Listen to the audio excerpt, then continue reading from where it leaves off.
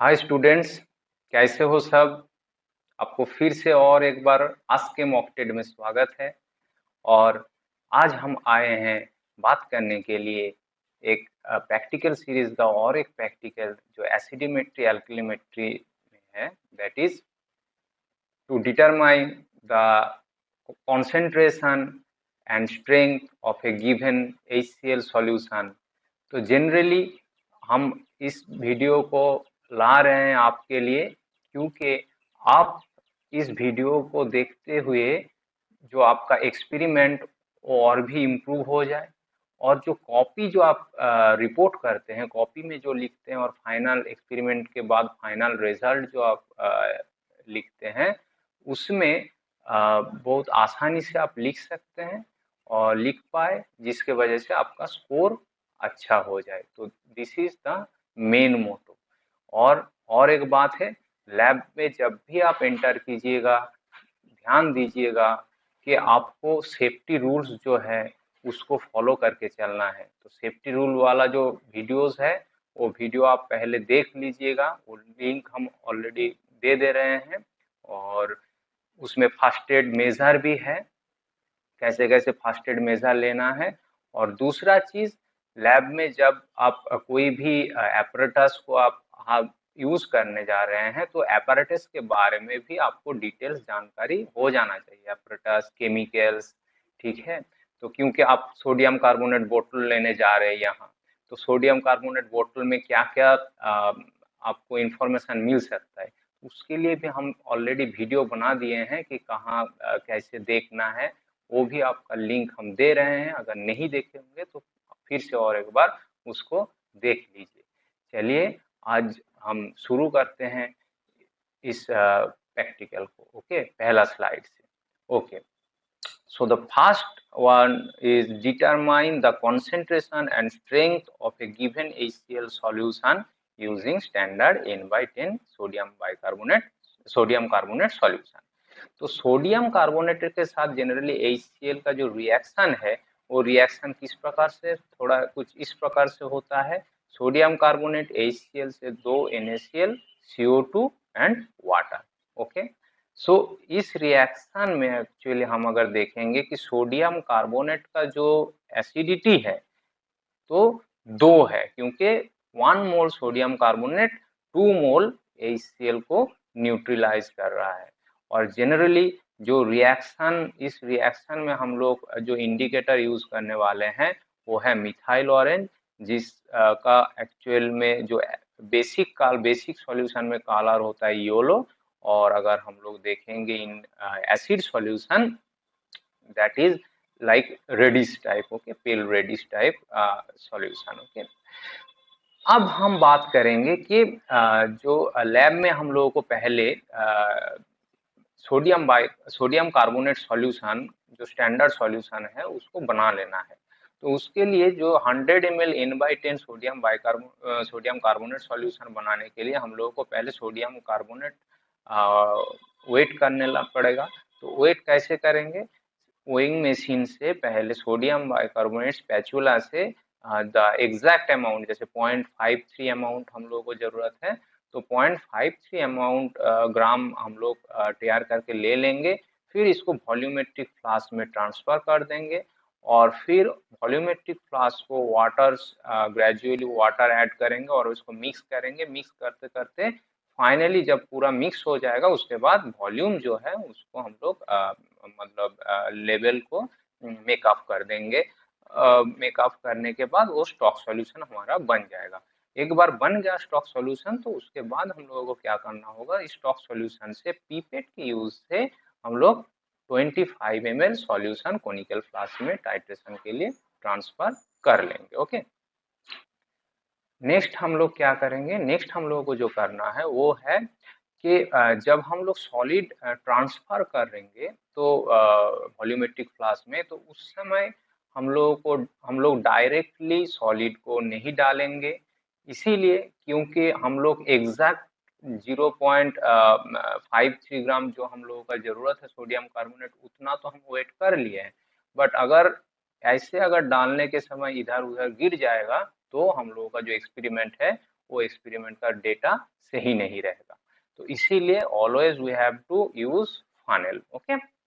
And second जो tips है वो है कि जब HCl सॉल्यूशन हम लोग डालेंगे, यहाँ काला दिखा दिया गया, बट एक्चुअली HCl सॉल्यूशन काला लेस है, डोंट confuse.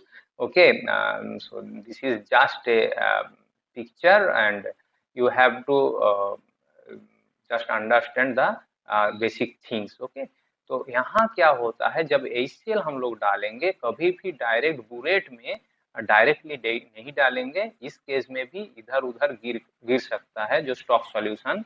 तो इसीलिए हम लोग ऑलवेज फानेल का यूज करके सॉल्यूशन को उसमें ट्रांसफर करें। ओके, अब बात आता है कि बुरेट रीडिंग। तो बुरेट रीडिंग हम लोग कैसे देखेंगे? बुरेट रीडिंग को देखने के लिए, क्योंकि ये देखो कॉनकेव मेनिस्कस हो रहा है, और इस केस में क्या है कि ये कलरलेस सॉल्यूशन है। तो कॉनकेव और कलरलेस सॉल्यूशन के लिए सही तरीका है कि हम लोग जब देखेंगे उसको ना ऊपर से देखेंगे ना नीचे से देखेंगे, और कॉनकेव मेनिस्कस का ऊपर वाला जो लेयर है वहां भी नहीं देखेंगे। हम लोग को कहाँ देखना है?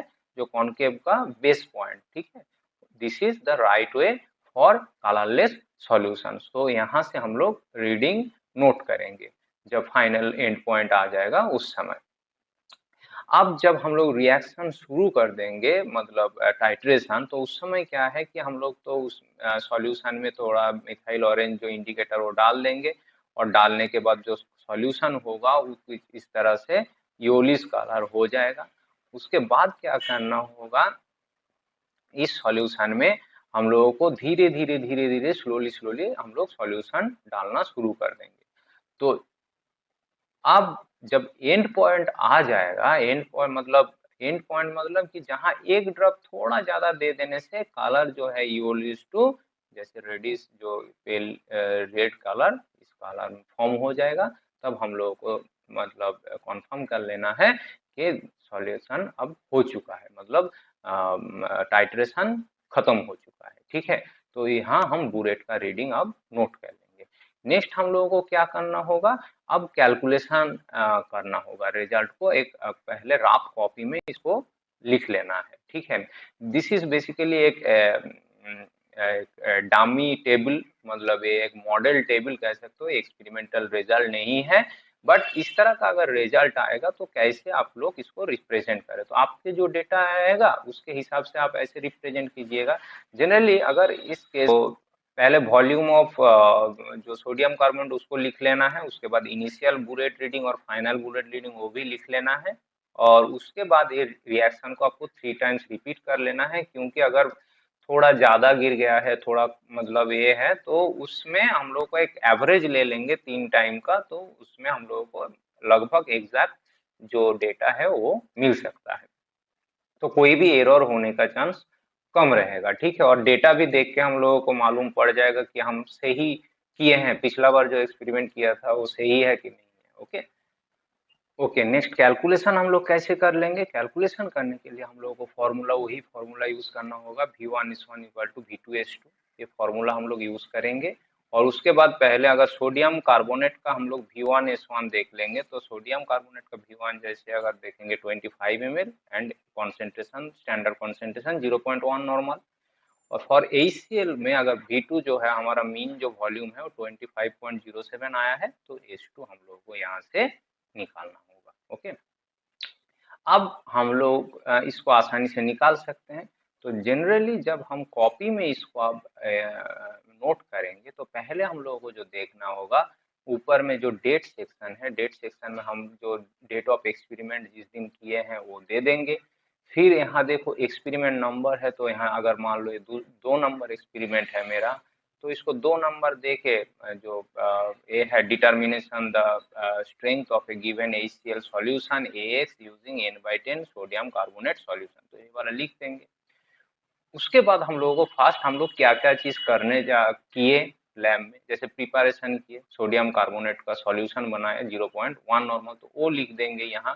तो उसमें ग्राम इक्विवेलेंट वेट कैसे निकाला है, स्ट्रेंथ कैसे निकाले हैं, और टोटल फाइनली 100 ml सॉल्यूशन हम लोगों को तैयार करने के लिए हम लोग कितना सोडियम कार्बोनेट का जरूरत है उसका कैलकुलेशन यहाँ लिख दिए हैं। अब जो प्रोसीड्योर है कि कैसे एक्सपेरिमेंट को परफॉर्म किया गया, उसके लिए आप लिख भी सकते हैं, नहीं भी लिख सकते हैं, ठीक है। मतलब ये आपको जब कॉपी लिखेंगे, एक्सपेरिमेंटल कॉपी, मतलब वहाँ आपको लिखना है, बट फाइनल रिजल्ट जब आप लिखने जा रहे हैं एग्जाम के समय में, वहाँ अगर आपका समय है तो आप लिख दीजिए, अगर समय कम है तो ये अगर नहीं भी लिखेंगे तो चल जाएगा, ठीक है। क्योंकि आपका मेन चीज है कि आपको क्या डेटा मिला है और उस डेटा से आपका सॉल्यूशन जो है उसका कॉन्सेंट्रेशन आप कैसे निकाले हैं और कितना आपका फाइनल कॉन्सेंट्रेशन आया है, ठीक है। तो प्रोसीड्योर वो आप लिख देंगे कि कैसे बुरेट को फिल किए हैं HCl से रिंच करके, उसके बाद HCl सॉल्यूशन से, उसके बाद आप क्या किए हैं, सोडियम बाइकार्बोनेट को कैसे पिपेट आउट करके कोनिकल फ्लास्क में ले लिए हैं, और उसके बाद उसमें जो इंडिकेटर है वो इंडिकेटर ऐड कर दिए हैं, और उसके बाद टाइट्रेशन किए हैं, और फाइनली जो रीडिंग है वो रीडिंग को आप नोट कर लिए हैं, और रिएक्शन को आप 3 बार रिपीट किए हैं। तो ये आपको लिख लेना है प्रोसीड्योर में। अब फाइनली जो वेरी इंपॉर्टेंट सेक्शन वो है रिजल्ट सेक्शन। तो रिजल्ट सेक्शन पे आप रिजल्ट कैसे लिखेंगे, इसमें आपको लिखने के लिए सेम जो प्रोसीड्योर है जो आप ड्राफ्ट में पहले लिख के रखे थे वही वाला यहाँ लिखना है। तो सेम चीज यहाँ से जो मीन वॉल्यूम है उसको देखकर हम लोगों को जो कॉन्सेंट्रेशन ऑफ HCl है उसको निकाल के लिखना है। जैसे यहाँ S1 S2 is equals to 0.1 normal. तो वही वाला कैलकुलेशन होने के बाद आपको फाइनली नोट कर देना होगा कि the concentration of HCl solution is 0.1 normal, and gram equivalent of HCl क्या है, क्योंकि 85.1 ग्राम, तो स्ट्रेंथ क्या होगा, normality into gram equivalent is equal to 0.1 into 85.1 is equal to 8.51 gram per litre. तो अगर आपका डेटा कुछ इससे मिलता है तो आपका ऐसा आप रिजल्ट कर सकते हैं। बट अगर आपका रिजल्ट कोई 0.1 नॉर्मल की जगह कोई दूसरे कॉन्सेंट्रेशन दिया हुआ है तो आपके केस में डेटा नेचुरली चेंज हो जाएगा। तो उस केस में जैसा डेटा आ रहा है वही डेटा आप नोट कीजिए। तो स्टूडेंट्स, कैसा लगा ये वीडियो, कमेंट करके जरूर बताइएगा कमेंट सेक्शन पर। और अगर अच्छा लगा और कोई हेल्पफुल होगा लग रहा है तो आप अपने दोस्तों को भी इसको शेयर कीजिए, क्योंकि उनको भी मदद हो जाएगा इससे। तो अंत में यही बोलेंगे, stay safe, keep learning and stay tune to ask a mock test. Thank you.